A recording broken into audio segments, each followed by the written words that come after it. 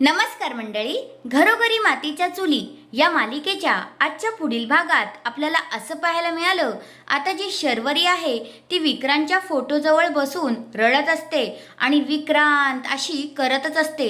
तेवढ्यात ऐश्वर्या आणि सारंग पोलिसांसोबत तिथेच येतात आणि ऐश्वर्या म्हणते, ह्या शर्वरीनेच विक्रांत भाऊजींना मारला आहे आणि आता ही इथे नाटकं करते. असं बोलल्यानंतर आता आपल्या सुमित्रा आईला मात्र प्रचंड राग येतो आणि त्या ऐश्वर्याला कानाखाली वाजवतात.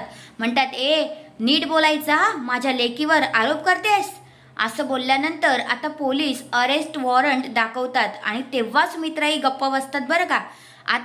आता शर्वरीला पोलीस नेत असतात. तेवढ्यातच सौमित्र पण ऐश्वर्यावरच बोलत असतो, म्हणत असतो, ही ऐश्वर्या मला माहिती आहे कशी आहे ती, हीच असं सगळं काही करत आहे, माझ्या बहिणीवर आरोप करत आहे. आता जानकी म्हणते, थांबा, माझं कुटुंब मला प्रिय आहे आणि हे अशी भांडणं मला नको आहेत.